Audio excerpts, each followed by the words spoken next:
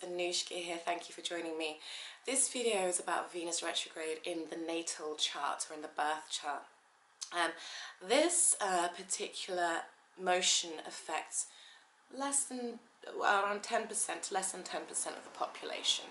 And it is an interesting one in the natal chart that comes with a series of lessons to be learnt and a lot of inner work to do, I would say.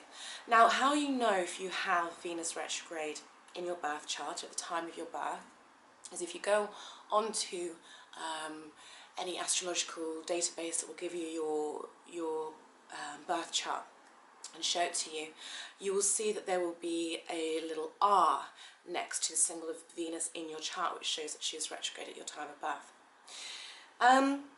Okay, what does it mean for Venus to be retrograde? Let's start with that.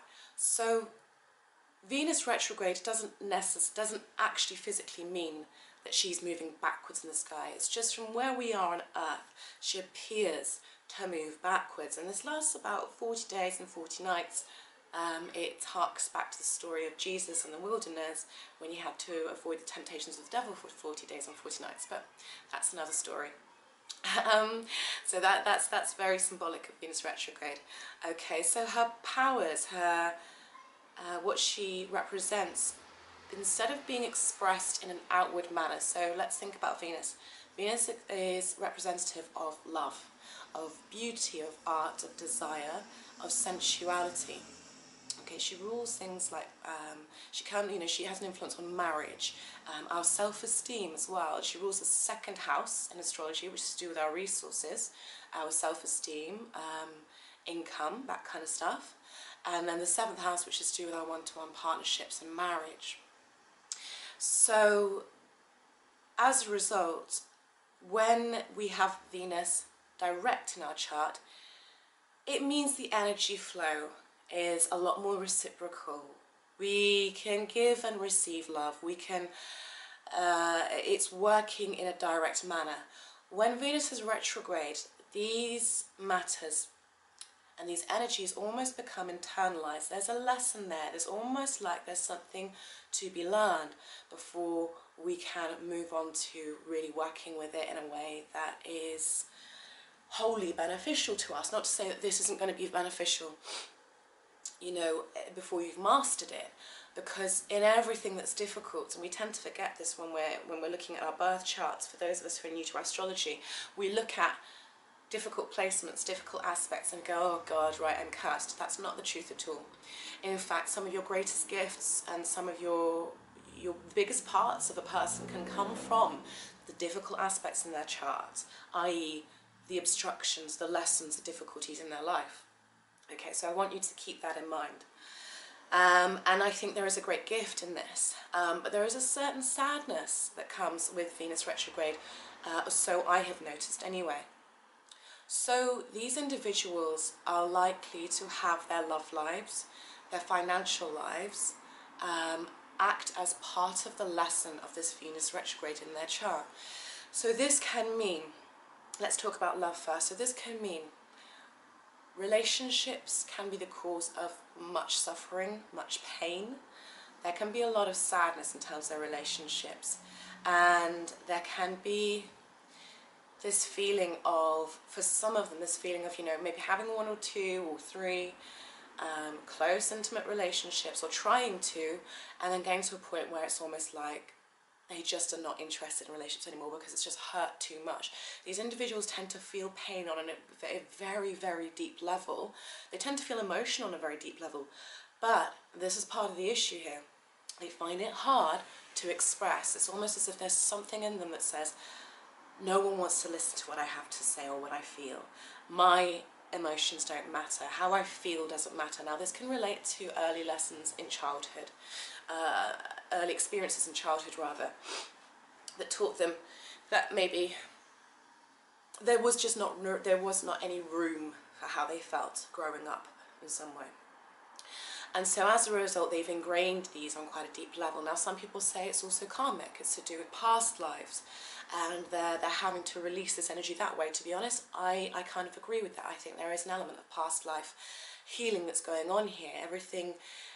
There always has to be a balance struck. Perhaps they were on some level very emotionally volatile, and as such were able to control people emotionally, and now they're having to learn the flip side of that. You know, you don't know.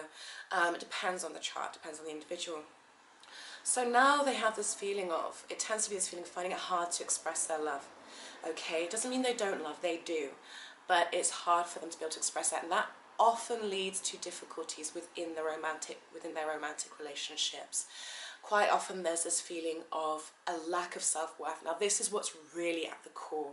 If we want to get to the core of the Venus retrograde here, from my perspective, it's very much a lesson of learning to accept oneself, learning to love oneself if they can, and really learning the value of themselves and not needing somebody else or not needing outside things to prove to them their worth and their value. Now this is where they get tripped up, because there can be this mad falling in love. They can fall in love with somebody, and then suddenly all of these Venus retrograde triggers come up, because I'm a big believer in that when love comes along, or when we call anything to our life, whether we call love into our life, whether we call abundance into our life, everything that is not it tends to show up first. And that's one of the laws of, it's part of the law of attraction. And it's a matter of us being able to keep that faith in the face of everything that is not what we desire, that eventually allows it to break through in its purest form. But unfortunately, a lot of us get stuck at that hurdle of calling to us what we desire, and then everything that's not it showing up, because the law of opposites is in effect, okay? And then suddenly we go, oh, well, then obviously it's not working, I'm not worth it, it's never going to happen for me. So going back to my point, I got off on a tangent there, but going back to my point, so say they fall in love madly, suddenly it triggers these feelings of unworthiness, these feelings of not good enoughness, okay? Suddenly they're in this vulnerable position where all of their deepest fears come up. And it can be a very difficult position, it can be a very difficult thing for the person who is with them, because there is a feeling on the partner's part quite often that it doesn't matter how much I give you, how much I love you, how much I tell you are worthy, what actions I take, I can just see it's almost like they're never quite going to believe you. Now the problem isn't that they don't intrinsically believe that they are loved by their partner, it's that because they don't understand their own value, they on some level don't feel lovable, don't feel good enough, whatever love is given to them, it just can't come in, it can't stick. You know, we can't accept in what we refuse to acknowledge. So there's this really difficult struggle going on. I want love, I want acceptance, but yet at the same time I don't believe I'm worthy. And we attract ultimately what we believe. And you can have someone in front of you giving out you everything in the world, telling you how much they love you, how great they think you are, and you will, if you're this way inclined, you will see everything but that. It's like you just won't, yes, you might hear it, but it just doesn't stick, okay? And it's because you yourself don't believe that it can be possible. And this is because of core wounding and past life wounding. So in that respect, it can bring about a lot of pain, and there can be a lot of self-fulfilling prophecies, quite often with people who have this in their natal charts. And I'm not speaking for everyone, because bear in mind that it depends how Venus is aspected, what it's aspected by, all of these kinds of things. It can play out in different ways. I would love to go into all the different aspects of all the different planets with you here, but I just don't have the time right now. Maybe one day I will try and do a really comprehensive series on this, because I think it's I think there's great mastery involved to be had in this. But it is one of those where, oh, what was I saying? It is one of those where, yes, self-fulfilling prophecies. You'll quite often hear them say things like, if they fall in love, if they found themselves very attracted to a person, it's almost like the instant the attraction arises, the strong attraction, or the instant that they fall in love, instantly they're thinking about, oh God, what if I lose this person? It's almost like there's no enjoyment of the process, there's no relaxation into the relationship. Instantly it's, I don't want to lose you. You know, I don't want to lose you. And suddenly fear becomes a huge part of their relationship. So it becomes a self-fulfilling prophecy, and then unfortunately this can play out in such a way that the other person tires. It's like feeding into a black hole. There's only so much you can give and give and give, and it can result in relationships that become very unbalanced energetically, where the other person's trying to give and prove of their love, and it's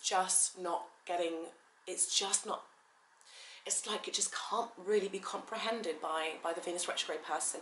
And so as a result, the other person ends up feeling emotionally worn out, and eventually might either stop, become embittered, become very negative, and suddenly the very fears that the Venus retrograde person had about losing this person they love come true. Okay, so that's one way it can play out. The Venus retrograde people tend to take their contacts with people very seriously.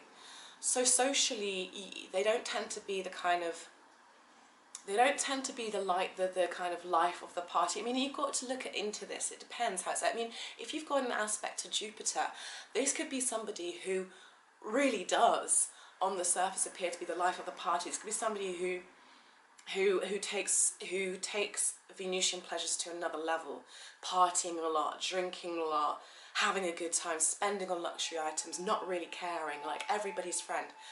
But you'll notice that that's probably on quite a superficial thing, and deep down it's driven by this feeling of, I am not good enough, I am lacking in worthiness. Now I think a lot of us have this feeling of, I'm not good enough. I think it's an illness at the end of the day that impacts the majority of humanity, especially in the Western world, because we have it drilled into ourselves. We have these vibrations, these lower vibrations of guilt and fear and not good enoughness drilled into us through all sorts of channels from a young age. But these people, it really is a huge part of what's a driving force. Okay, so they take their contacts very seriously, really, underneath it all, and are probably very selective about who they let in and who they let close. And this could be somebody who just doesn't date, who's just not interested in dating, and who has this kind of almost, there can be a self-denying aspect to these people. So like I said, I mean, if you've got a planet like Jupiter maybe aspecting the Venus, they can go overboard. It can be that way, or it can play out as they deny themselves of pleasures. They don't really have fun. They don't really relax. They almost look at things that are done just for fun's sake as being stupid. They deny themselves of pleasures. They're very staunch. They're very maybe practical. There's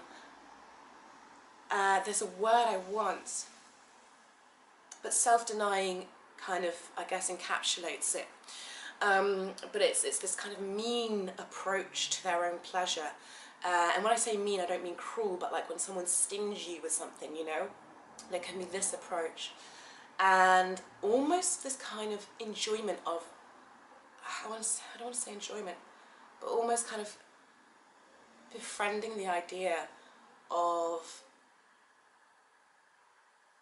being meager, of living in a meager kind of way. Not because that's necessarily what they choose, but just because it seems like if they do this, then they avoid pain. Because pain is linked with things of love, things of beauty, things of, I guess, of joy, you know. And if I consciously say I don't need those kinds of frivolous things in my life, then I'm not having to face that pain. I'm not having to deal with why I don't think I'm worthy of it, okay? That goes quite deep. money is going to be a central aspect in these people's lives quite often. Like I said, now this could be a huge spendthrift, but more often than not what I've seen is that these people are very guarded over their possessions. They can be hoarders. They can collect a lot of stuff in order to make themselves, it's almost like their value is tied into the amount of stuff and things they have. But they will take, a lot of times, you have to look at how it's placed.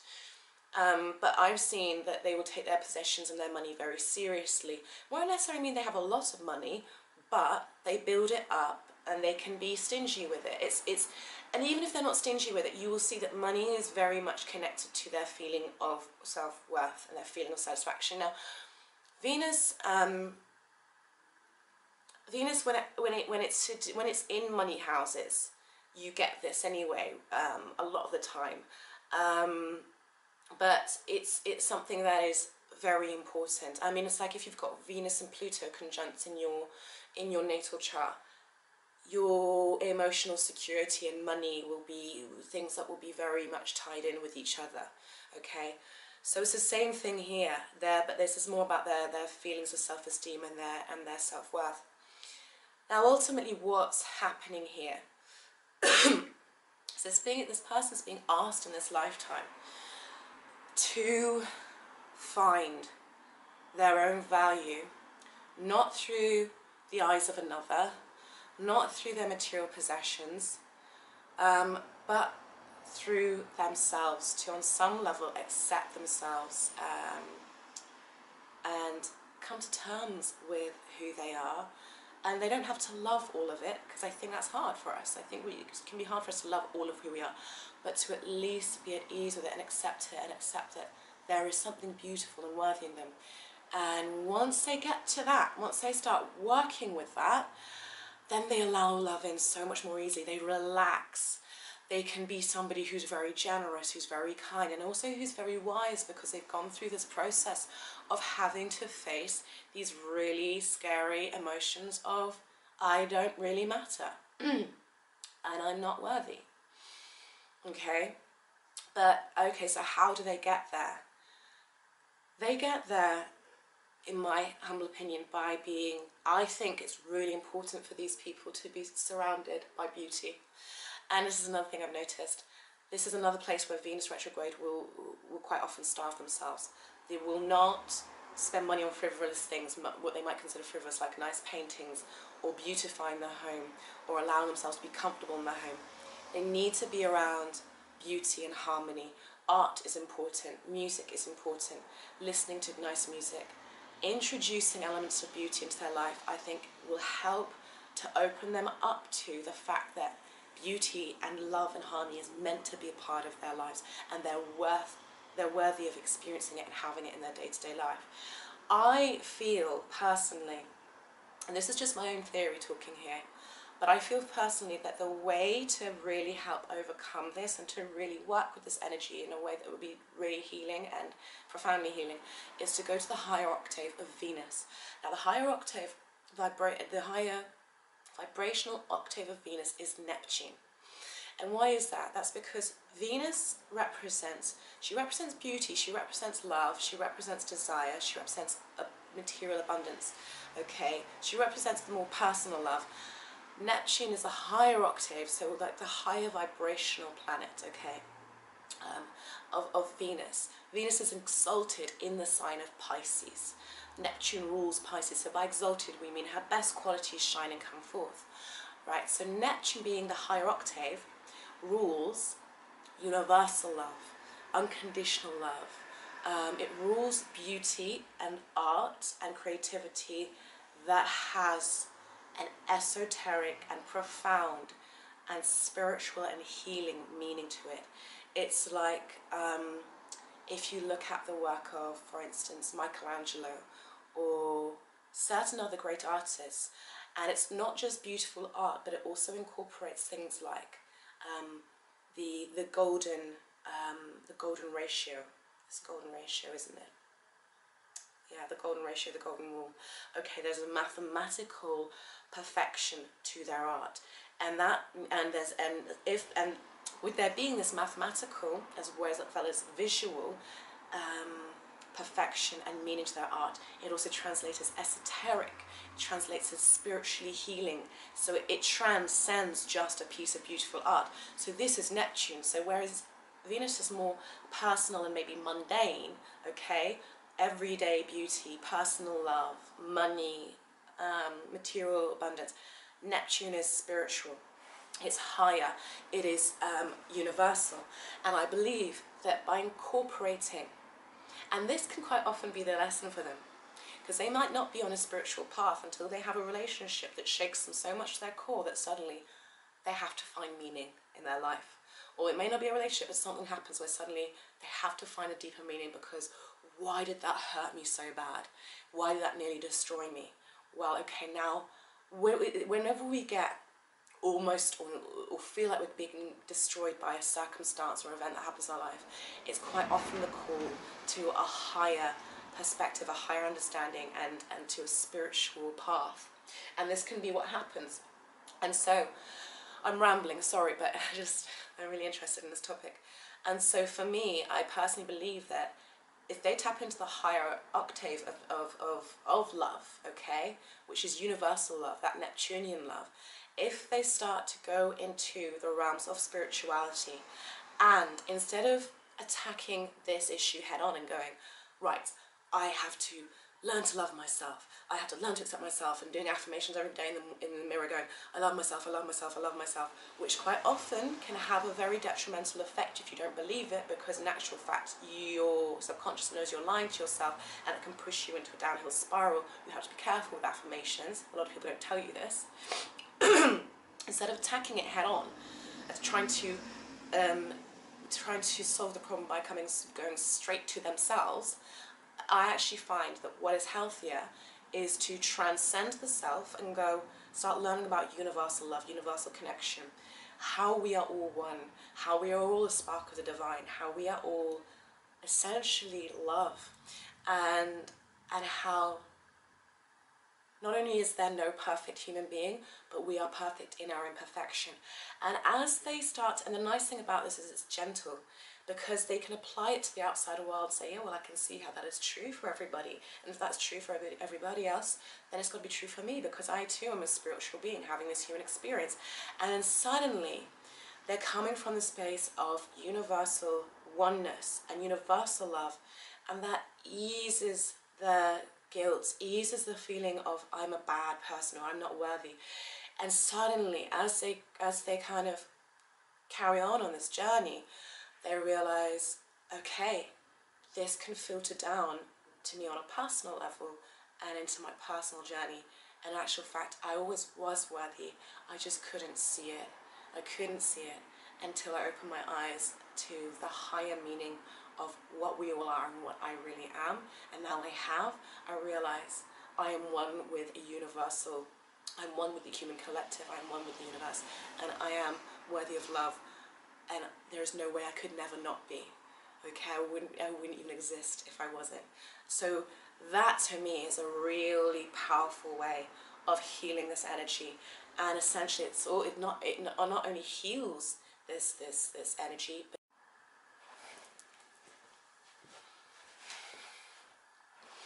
sorry guys, I have a mischievous camera that likes to cut out on me at about 23 minutes. Like all the time without fail. It gets bored of me talking. So what I was saying was that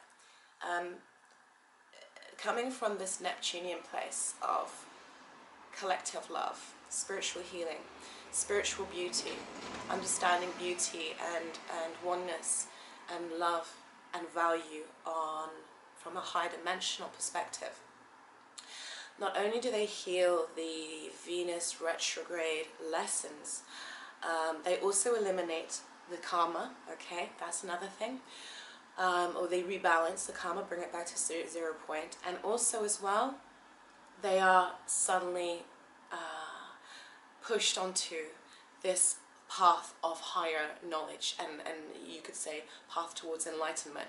And with this can see some of them becoming guides, leaders, coaches, psychologists, whatever it may be, but people who are now, you know, as a result of having gone through what originally may have been a very traumatic thing, or having to deal with their feelings of you know, lack of lovableness and all these kinds of things, suddenly in the byproduct of it is, yes, okay, not only do they hear that thing about themselves, but suddenly they find themselves this greater awareness and wanting to help others. So it's beautiful, and we sometimes we forget this. We think, oh my God, that thing happened to me when I was young and it was awful, and why did that happen? What was the point in that? I know for me as a person, I had a lot happen to me in my childhood that was traumatic. Many different events, and had it not been for those things, I would not be on this path. I would not be knowing what I know intuitively, instinctively, plus everything I have learned and trained myself in.